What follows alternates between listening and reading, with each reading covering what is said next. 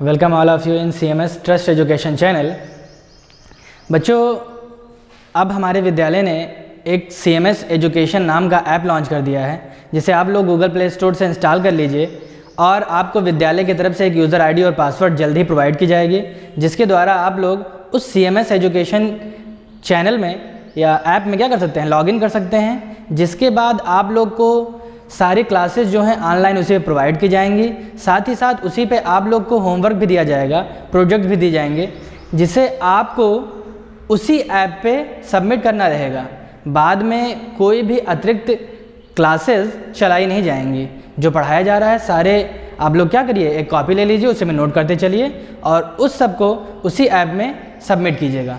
अगर किसी भी बच्चे का नंबर जो विद्यालय में दिया है उन्होंने अगर गलत है तो उसे क्या कर लें, सही करवा लें, नंबर पे फ़ोन कर लें, मानस जोशी को फ़ोन करके।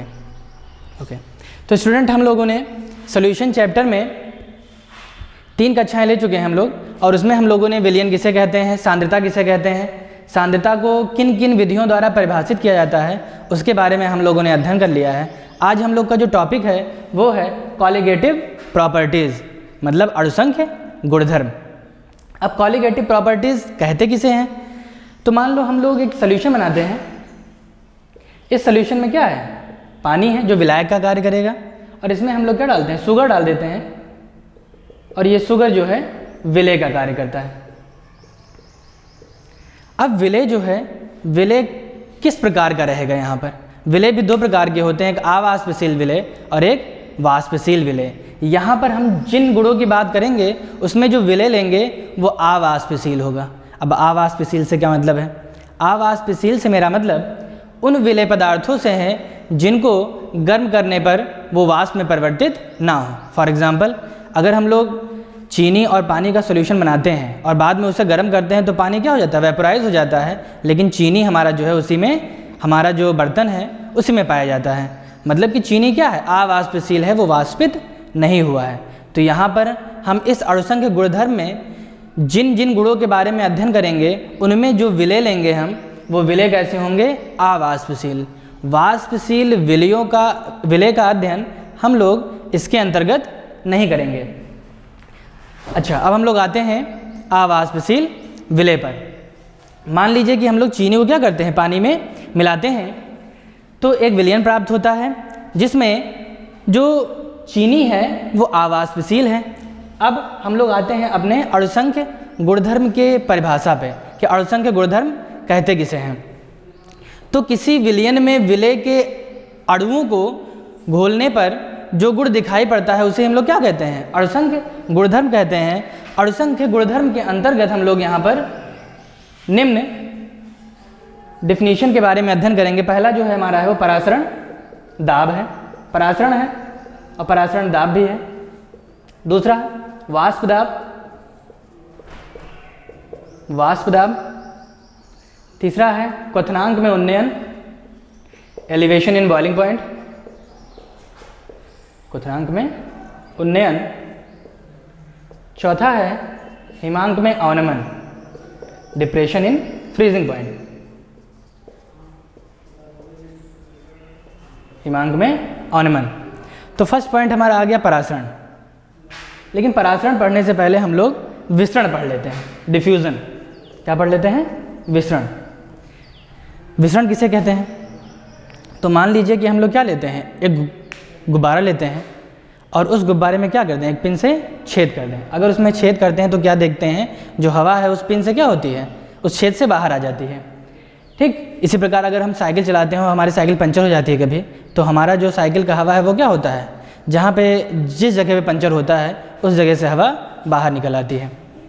तो इसकी डिफिनीशन हम लोग कह सकते हैं कि विलेय के अणुओं का अधिक सांद्रता से कम सांद्रता की ओर स्वतः प्रवाह विसरण कहलाता है।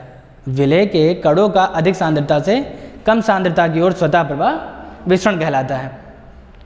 एक एग्जाम्पल हम लोग और ले लें, जैसे होली में हम लोग रंग खेलते हैं, तो एक बड़ा सा बाल्टी लिए, उसमें क्या करते हैं, रंग की एक पुड़िया को डाल देते हैं, और जब उस रंग को उस पानी की सतह पर डालते हैं तो धीरे धीरे हम लोग क्या देखते हैं कि जो हमारा विलेय है, यानी कि जो रंग है, वो क्या होता है, कुछ समय पश्चात पूरे के पूरे जल में घुल जाता है और हमारा जो जल है वो क्या हो जाता है, रंगीन हो जाता है।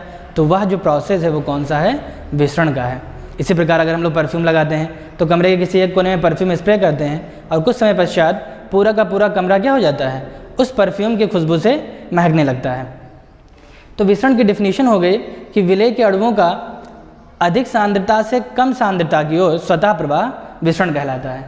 अब इसी से मिलता जुलता हम लोग परासरण पढ़ेंगे कि परासरण किसे कहते हैं, व्हाट इज ऑस्मोसिस। लेकिन यहाँ पर विलेय की वहीं बात करेंगे, हम लोग विलायक की बात करेंगे। अच्छा, परासरण की क्रिया कराने के लिए हमें कोई ऐसा पदार्थ लेना पड़ेगा जिसमें अर्धपारगम झिल्ली पाई जाए। फॉर एग्जाम्पल हम लोग किशमिश ले लें। किशमिश को जो हम लोग पानी में डालते हैं तो कुछ समय पश्चात देखते हैं कि किशमिश अगर जो पिचका हुआ किशमिश है वो क्या हो जाता है, फूल जाता है।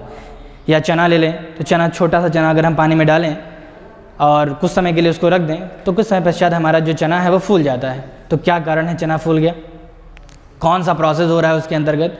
तो उसके अंतर्गत जो प्रोसेस हो रहा है वो हो रहा है परासरण। अब परासरण कहते किसे हैं? तो इसमें भी वही बात है, विलयन लेंगे हम लोग। विलयन में दो चीज़ें हैं, विलेय और विलायक। विलेय प्लस विलायक ये मिलके क्या बनाएंगे, विलयन बनाएंगे।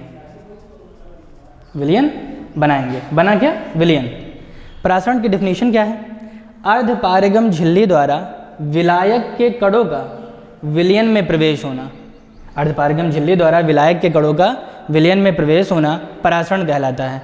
या हम लोग यूँ कह लें, जैसे विसरण में कह रहे थे कि अधिक सांद्रता से कम सांद्रता की ओर, परासरण में एकदम उल्टा है इसका, कि अर्धपारगम झिल्ली द्वारा कम सांद्रता से अधिक सांद्रता की ओर स्वतः प्रवाह जो होता है उसे क्या कहते हैं हम लोग, परासरण कहते हैं।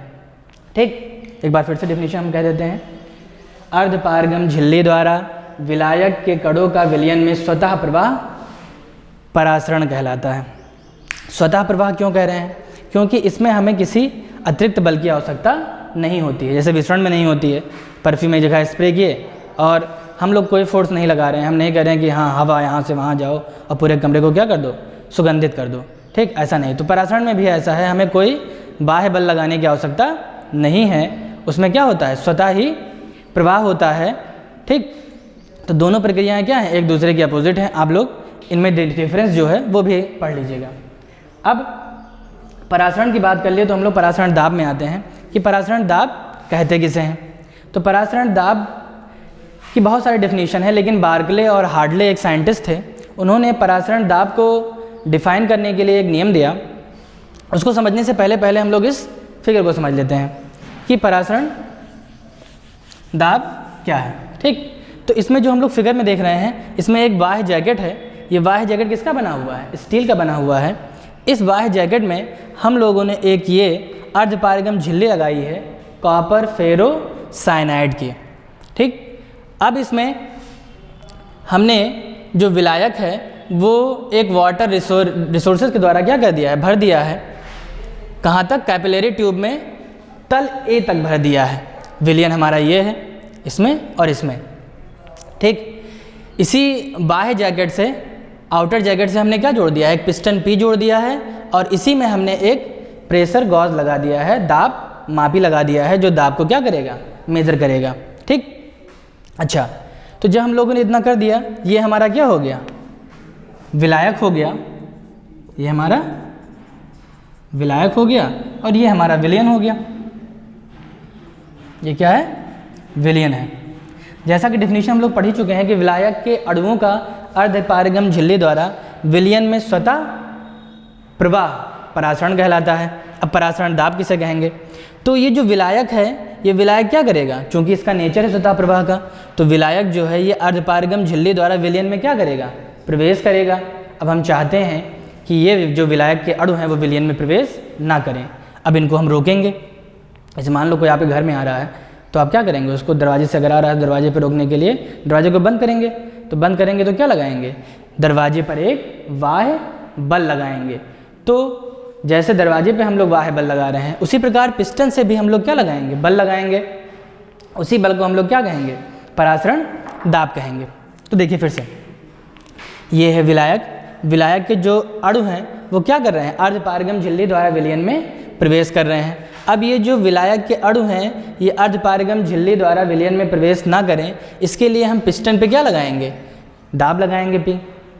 अच्छा, हम कैसे जान पाएंगे कि विलायक के अणु विलयन में प्रवेश कर रहे हैं? तो जब ये विलायक के जो अणु हैं जब विलयन में प्रवेश करेंगे तो ये जो कैपिलरी का तल ए तक है, इसका तल क्या होगा? नीचे की ओर गिरने लगेगा।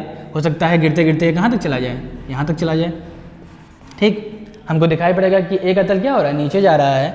तो इसी तल को फिर से ए तक बनाए रखने के लिए, इसी तल को फिर से ए तक बनाए रखने के लिए हम लोग क्या करेंगे? इस पिस्टन पर दाब लगाएंगे। अभी हम लोग देख रहे हैं कि हमारा जो मीटर है वो साम्यावस्था में, इक्विलिब्रियम में है। जब हम लोग दाब लगाएंगे तो इसमें कुछ ना कुछ क्या होगा? डिफ्लेक्शन होगा, और उस डिफ्लेक्शन द्वारा हम लोग क्या करेंगे? जान जाएंगे कि कितना दाब इस पिस्टन द्वारा विलयन पर लगाया जा रहा है। तो विलायक के अणुओं का विलयन में प्रवेश होने से रोकने के लिए पिस्टन द्वारा विलयन पर जो दाब लगाया जाएगा वही दाब क्या कहलाएगा? परासरण दाब कहलाएगा। ठीक, विलायक के अणुओं को विलयन में अर्धपारगम झिल्ली द्वारा प्रवेश होने से रोकने के लिए विलयन पर लगाया गया आवश्यक अतिरिक्त दाब जो है वही क्या कहलाएगा? परासरण दाब कहलाएगा। परासरण दाब की व्याख्या बार्कले और हार्डले ने की थी। ठीक, और ये चित्र क्या करेंगे? हम लोग बनाकर उनकी विधि को लिख लेंगे। चित्र बनाइएगा। चित्र बनाने के साथ साथ जो विधि हमने बताई है अभी कि इसमें एक वाह्य जैकेट है, वाह्य जैकेट में एक पिस्टन पी लगा है, पिस्टन पी के साथ दाब मापी जुड़ा हुआ है। इसमें एक वाटर रिसोर्सेज के द्वारा क्या किया जा रहा है? विलायक भरा जा रहा है जो कैपिलरी ट्यूब के तल ए तक भरा हुआ है। विलायक के अणु स्वतः प्रवाह द्वारा अर्धपारगम झिल्ली से विलयन में प्रवेश होने लगते हैं। विलयन में प्रवेश होने से रोकने के लिए पिस्टन पी द्वारा दाब लगाया जाता है, जिससे विलायक जो है पुनः ए तल तक प्राप्त हो जाते हैं, ए तल तक पहुंच जाते हैं, और यही दाब जो है वो क्या कहलाएगा? परासरण दाब कहलाएगा। बस बच्चों, आज के लिए बस इतना ही। नेक्स्ट वीडियो में हम लोग और पढ़ेंगे इसके आगे कि परासरण दाब के क्या क्या नियम हैं, ये नियम किन्होंने दिया था। धन्यवाद।